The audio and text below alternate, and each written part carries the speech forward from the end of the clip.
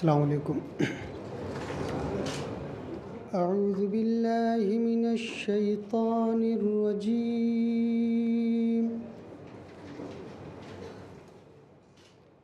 बिस्मिल्लाहिर रहमानिर रहीम।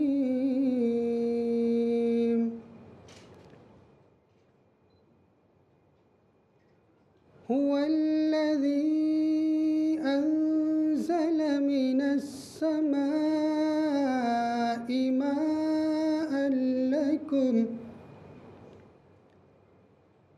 ماء لكم منه شراب ومنه شجر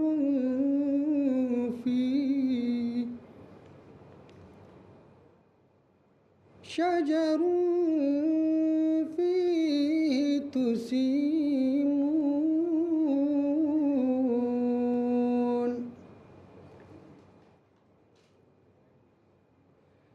ينبت لكم به الزرع والزيتون والنخيل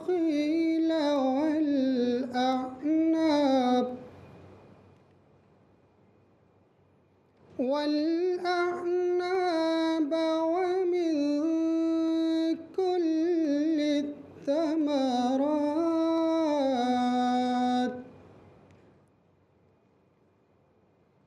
إن في ذلك لآية لقوم يتفكرون صدق الله العظيم. In the name of Allah, most gracious, most merciful. It is He who sends down rain from the sky. From it ye drink. And out of it grows the vegetation on which ye feed your cattle.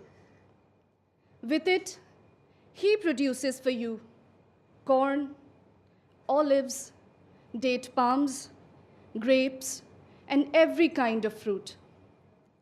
Verily in this is a song for those who give thought. Janab Najeeb Jung Saab, Professor Sajid, Professor Khalid Mahmood, friends and students. This program is for the release of the book, The Sting of a Bee, a collection of articles penned by Janab Najeeb Jung during his tenure as the Vice Chancellor of Jamia Millia Islamia. I request Professor Sajid to present a plant to the Lieutenant Governor of Delhi, Janab Najeeb Jung Saab.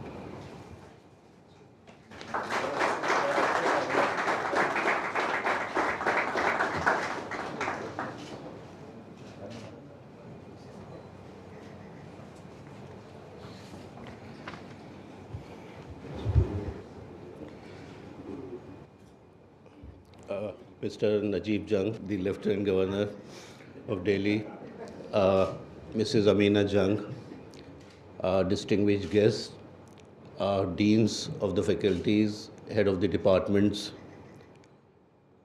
and dear colleagues and students.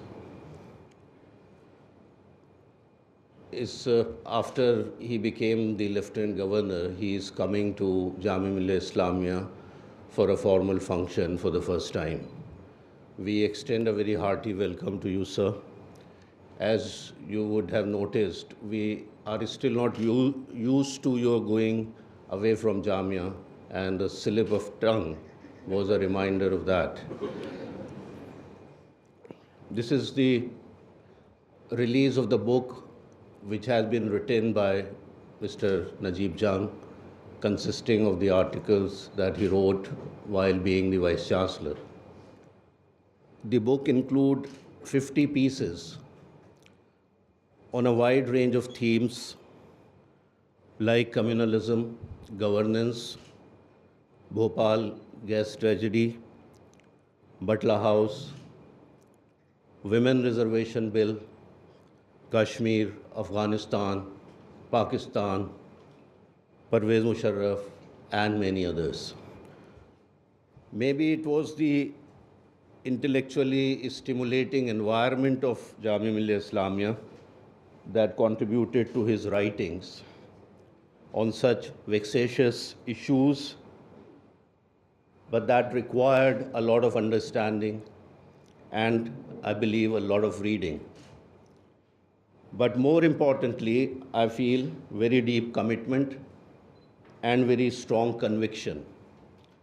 Perhaps that is why a veteran like Kuldeep Nair, who wrote the foreword to the book, has mentioned him, described him as, and I quote, "If Najib Jung had not been there, a person like him would have to be created. Not because Jamia Millia Islamia required an able vice chancellor, but because bold voices like his are rare in the Muslim community." Unquote. As I said, he has written extensively on a variety of subjects. I'll only quote two pieces which shows, I think, the forthrightness, the precision, and the candidness with which he has presented his views on these subjects. It is in the context of the Women Reservation Bill, which was presented in the Rajya Sabha, that he wrote, "Walled within a space of no hope." The paragraph which I will read out to you, prior to that paragraph, is a paragraph describing the deplorable conditions of women in the red light area near Ajmeri Gate, Delhi. And after that, this paragraph follows. I quote, "At a time when the government has just shepherded a historic bill through the upper house of Parliament, let us spare a thought for the invisible women who live within the old Delhi's walls, and hope for the local government and civic society to wake up to the special needs of these women.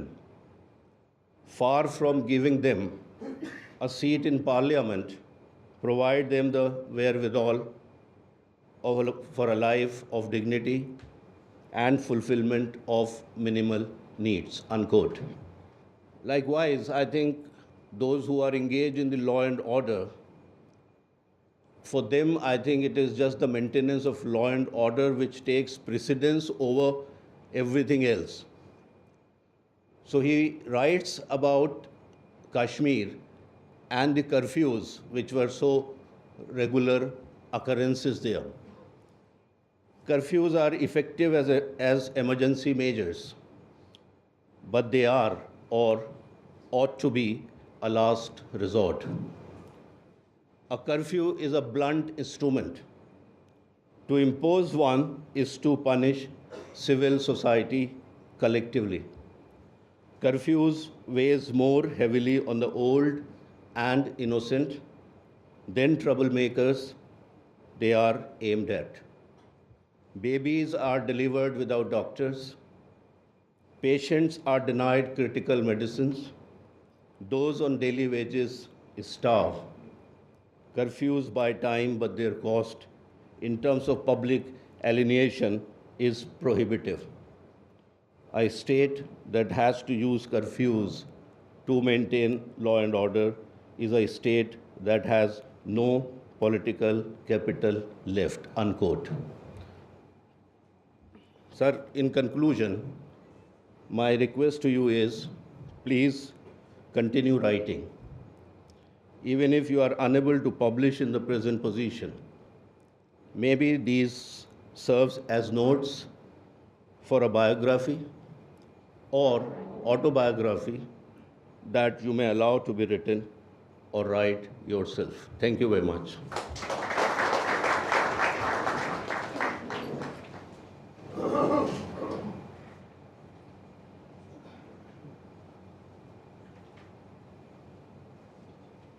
I now request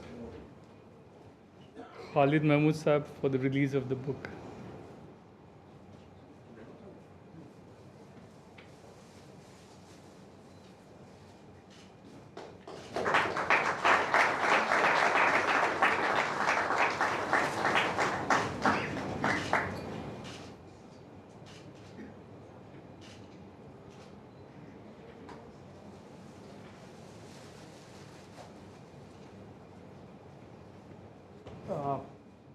request Professor Khalid Mahmood for his remarks.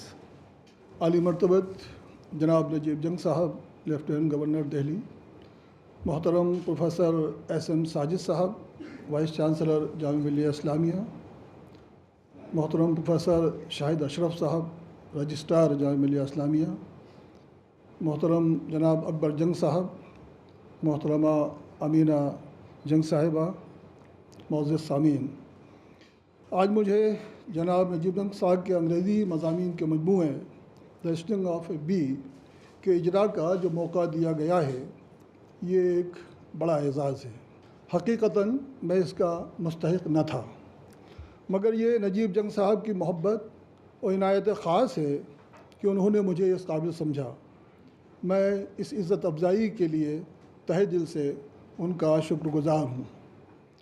میری دانستوں میں یہ اعزاز مجھے اس لیے بخشا گیا ہے کہ نجیب جنگ صاحب کے خیال میں غالب کو سمجھنے اور سمجھانے میں ان کا استاد ہوں۔ حالانکہ اصلیت صرف یہ ہے کہ غالب کی تفہیم میں میرا تعاون اس سے زیادہ نہیں کہ مشکل الفاظ کے پردے چاک کر کے ان کے لغوی اور غیر لغوی معنی تک میں ان کی رسائی کی راہیں ہموار کر دیتا ہوں اور وہ بآسانی غالب کے ذہن تک پہنچ جاتے ہیں۔ انہیں غالب کے اشعار پڑھنے اور سمجھنے میں اب اتنی مہارت حاصل ہو چکی ہے کہ اردو کی آسان عبارت پڑھتے ہوئے تکلف ہو سکتا ہے، مگر غالب کے بہت سے مشکل اشعار پورے اعتماد اور صحت کے ساتھ پڑھ لیتے ہیں۔ جناب نجیب جنگ صاحب کے ساتھ تفہیم غالب کی نشستوں میں انہوں نے مجھ سے کم سیکھا ہے، اس کے برعکس میں نے غالب کو سمجھنے میں ان کی ذہانت سے زیادہ فائدہ اٹھایا ہے۔ غالب جینیس شاعر تھا اور نجیب جنگ صاحب غالب کے ایک جینیس قاری ہیں۔ دونوں ایک حد تک ہم خیال و ہم مذاق بھی ہیں۔ میں ان دونوں کے درمیان ایک انٹرپریٹر یا ترجمان کا کام کرتا رہا اور بس۔ مجھے یہ فائدہ بھی ہوا کہ جب میں نے غالب کا اثر و نو مطالعہ کیا اور ان کی شاعری کے وہ گوشے جو تاحال میری نگاہوں سے اوجھل تھے مجھ پر روشن ہو گئے، جس کے لیے میں نجیب جنگ صاحب کا احسان مند ہوں۔ جہاں تک دی اسٹنگ آف اے بی کا تعلق ہے تو 178 صفحات کی یہ کتاب انگریزی کے نیشنل اخباروں میں شائع شدہ ان 50 مضامین پر مشتمل ہے جو نجیب جنگ صاحب نے جامعہ ملیہ اسلامیہ کے وائس چانسلرشپ کے عہد میں لکھے تھے اور اسی وقت ان کی اشاعت بھی عمل میں آئی تھی۔ ان مضامین میں سیاسی، سماجی، ملی، تعلیمی، قومی اور بین الاقوامی موضوعات پر بے لاگ، بے باکانہ اور مدلل گفتگو کی گئی ہے۔ اس کتاب کے مطالعے سے اندازہ ہوتا ہے کہ یہ ایک جرأت مند، روشن خیال، وسیع النظر، ملک و ملت کے بہی خواہ اور بالغ نظر دانشور کے نتائج فکر ہیں جو اس نے انتہائی درد مندی کے ساتھ اس زبان میں رقم کیے ہیں جس میں ملی مسائل پر بے باکی سے لکھنے والے کم ہیں۔ کتاب کا نام بظاہر تلخ مگر بڑا معنی خیز ہے۔ نام سے مشغولات کے رنگ و آہنگ کا بھی اندازہ ہو جاتا ہے۔ نام کی تلخی اسی درد مندی سے عبارت ہے جس میں غالب نے کہا تھا، رکھیو غالب مجھے اس تلخ نوائی سے معاف، آج کچھ درد میرے دل میں سوا ہوتا ہے۔ کتاب کا فارورڈ مشہور اور سینئر صحافی اور UK میں ہندوستان کے سابق ہائی کمشنر جناب کلدیپ نیر صاحب نے تحریر فرمایا ہے اور تعارف professor Akhtar Alwasey, director doctor Zakir Husain institute of Islamic studies Jamia Millia Islamia نے قلم بند کیا ہے۔ جناب کلدیپ نیر صاحب نے اپنے فارورڈ میں لکھا ہے کہ نجیب جنگ صاحب جیسے افراد کی ضرورت ملک و قوم کو محض اس لیے نہیں کہ وہ جامعہ ملیہ اسلامیہ کے وائس چانسلر ہیں، بلکہ اس لیے بھی ہے کہ ان کی آواز اور ان کے قلم میں بے باکی ہے۔ جب نجیب جنگ یہ سوال کرتے ہیں کہ پاکستان بنوانے کا الزام ہندوستانی مسلمان اب تک کیوں اٹھا رہے ہیں، تو دوسرے فرقے یا حکومت کی طرف سے کوئی بھی اس کا شافی جواب نہیں دے پاتا، کیونکہ وہ اپنے ذہنی تعصب کے اسیر ہیں۔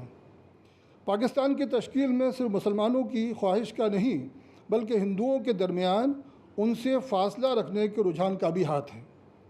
مسلم فرقے سے تعلق رکھنے والے مسائل، ان کے اسباب اور ان کے تدارک کا احاطہ کرنے والی تحریریں ان کے خلوص اور دیانتداری کی عکاس ہیں۔ मुसलमानों के मजरूह जज्बात और नज़रअंदाज किए जाने के एहसास से सरोकार रखने वाले अफराद के लिए इस मजमूए मज़ामीन का मुताला ज़रूरी है। जनाब कुलदीप नैयर साहब के इन महसूसात की रोशनी में इस किताब के अहमियत का अंदाज़ा लगाया जा सकता है। खुशी के बात है कि इस किताब में शामिल निस्फ से ज़्यादा मज़ामीन और इंटरव्यूज़ के उर्दू तराजिम फ़िक्र आगही के नाम से शाये होने वाली किताब में भी शामिल हैं। प्रोफेसर अख्तर वासे ने इस किताब को मुरतब किया है। अंग्रेज़ी मज़ामीन का मजमूआ रीड वर्दी पब्लिकेशंस नई दिल्ली ने नहायत एहतमाम से शाये किया है। प्रोफेसर ज़हूर ज़रगर का टाइटल किताब के नाम और मज़ामीन के मिजाज की सही अक्कासी करता है। इतनी अहम किताब की इशाअत पर जिसकी मुल्क व कौम को शदीद ज़रूरत थी, हम इस किताब के पब्लिशर का शुक्रिया अदा करते हैं और जामिया इस्लामिया के vice chancellor professor SM. Sajid साहब, जामिया के रजिस्ट्रार प्रोफेसर शाहिद अशरफ साहब और इस जलसे का एहतमाम करने वाली जामिया इस्लामिया की media coordinator professor CM. Malhotra की खिदमत में मुबारकबाद पेश करते हैं। बहुत बहुत शुक्रिया।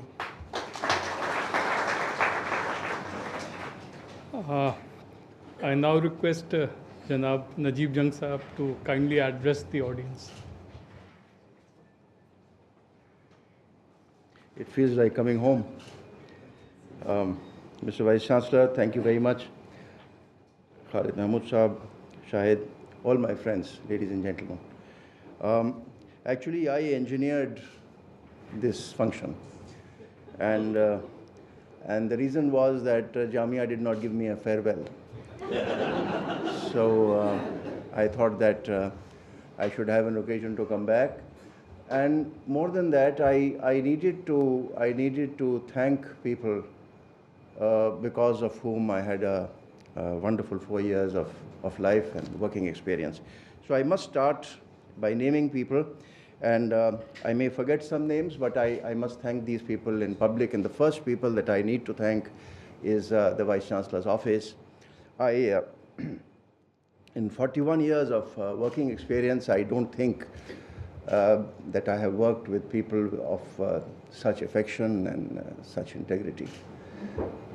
You could work with blindfolds. You didn't have to think. There was complete trust, and not a whisper of what we did would go out.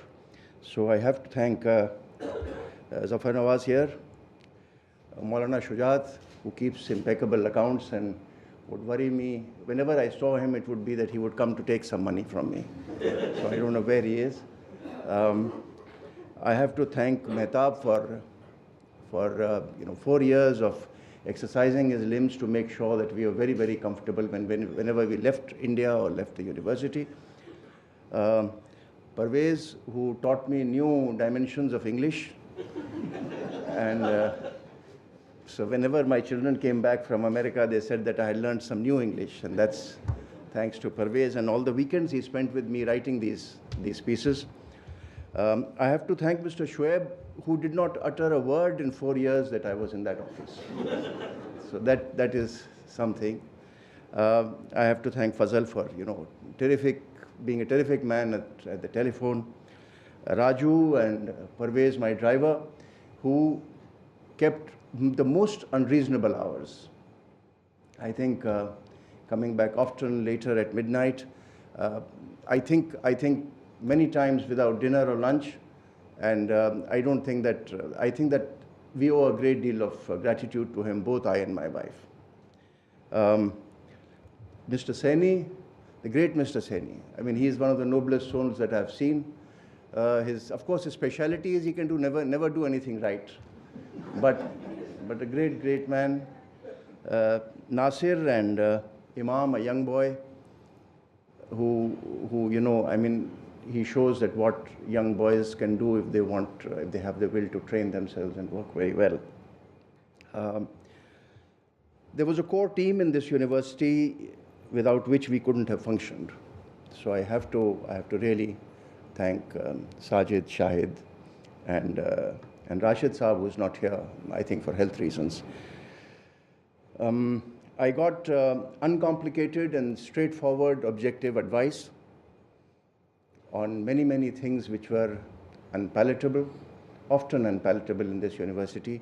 And the good thing about this team was that despite the fact that they would be with university teachers for next 10 years, 12 years, 15 years of their careers, they left behind complete subjectivity.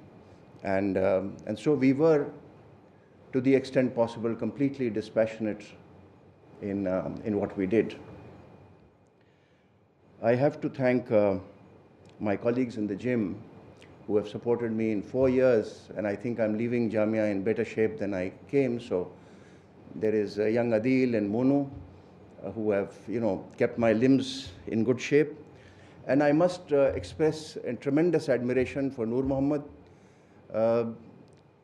I don't think that there are many people who head the department who care about every shred of grass on that ground.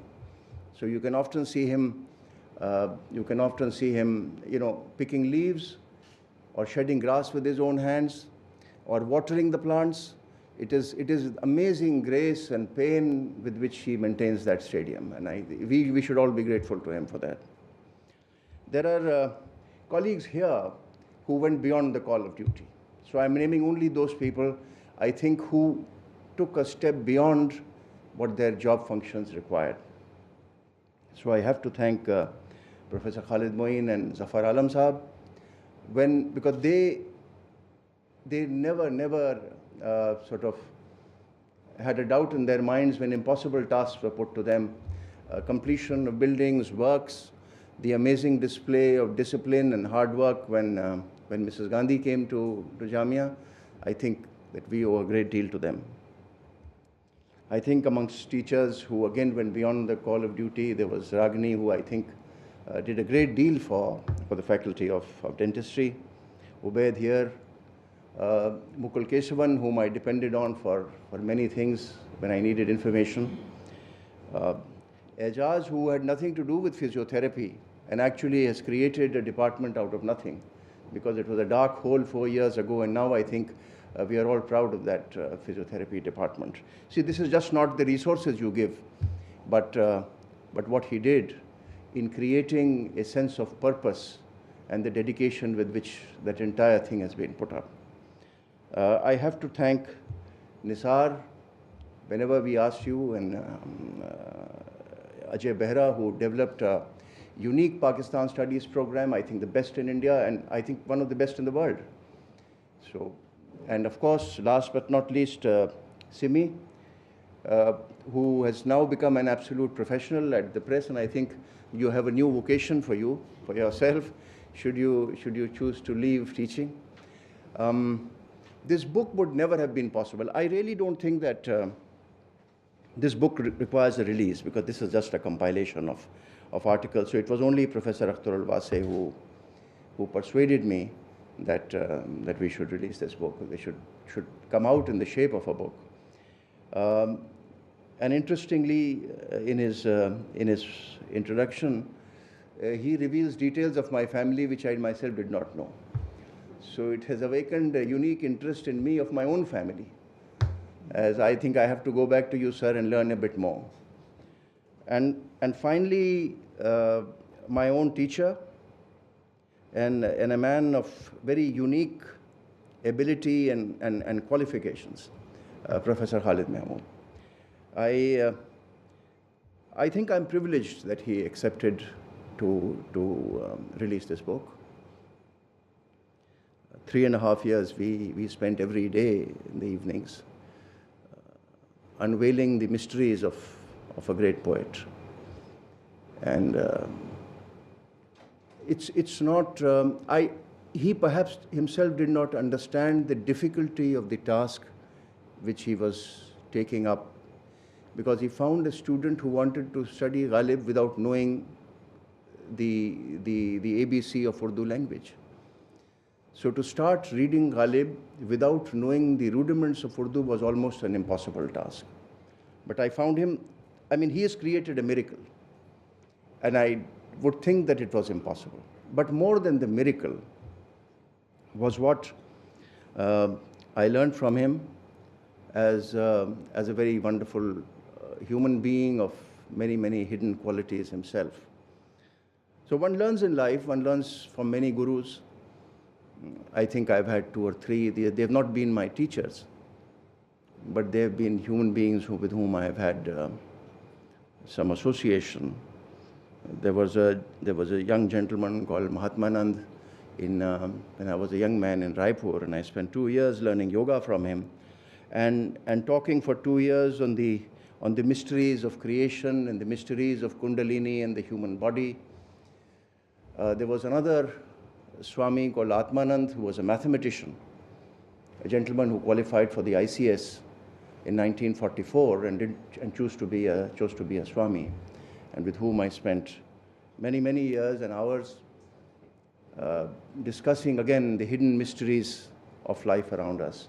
So these were ustads, and in the same vein, I think, without speaking or discussing these things, I learned a lot from Professor Mahmood in his deep admiration for the Prophet and his love of God, which comes through like a beam to others who are associated with him. So I was very, very lucky to have learnt at the feet of a great master. Coming to Jamia, because I don't think that I will have occasions like this to have a captive audience again. I really believe that this is a great place, but there is something which keeps us away from the front lines of being accepted as a leading academic institution. And so we must, within ourselves, seek the reasons why we are not in the absolute front ranks of universities in this country. And the reason has to lie within us. I always thought that, we own this university, and therefore we should put our heart and soul in it. But despite that, if things are missing, then what needs to be plugged in? And the one thing that comes to my mind, if at this stage I can pass on any advice, because now I'm an outsider, is that a lot of us are not doing things which go beyond the call of duty. But I think teaching cannot be a means of a livelihood. Teaching cannot be just a means to earn a salary. So if we are prepared to go beyond the earning of the salary check at the end of the month, then you can create a revolution, because now the infrastructure is in place. You have the qualifications. The quality of teachers, the quality of students is obviously improving. We've done great things in the sense that, you've done away with interviews, so children who come in are completely on merit. It is an exam. The admission here is more meritorious than Delhi University or JNU, where teachers have a say and so on and so forth. Here, you have to get your numbers and you are in. So given that, and given the remarkable responsibility that this university, along with, let us say, Aligarh have in imparting education to a community that needs a great level of hand-holding. Because you have no idea, or at least I think not enough idea, of the level of responsibility that teachers in this university will have or do have. You are changing lives. And if students go out and they are not amongst the best of the best, then we do a disservice to a community that needs your help and sustenance in changing lives. I see young girls sitting there, and they are an inspiration. I'm so happy to see, Muslim girls come out of those backgrounds and struggle for 3 years and 5 years in this university to get an education. And then for us not to engage their parents that don't marry them off. Let them work. That they have a right in this world to be equal to menfolk. What is that the message that we give our girls? I don't think so. I think that they are still going away and getting married within a year or two, and then they are lost when they are bearing children. And so my only wish at this function would be if all of us would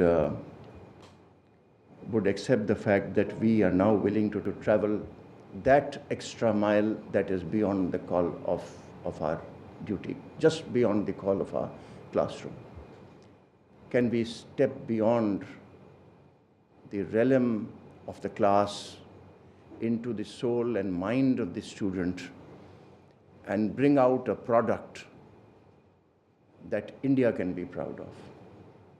Just not Jamia, and just not this area that is around us, but produce students that this country can be proud of. I am very grateful to you for the time this afternoon, and I hope we'll keep meeting. I believe we have progressed. I think we should be able to get your master plan through.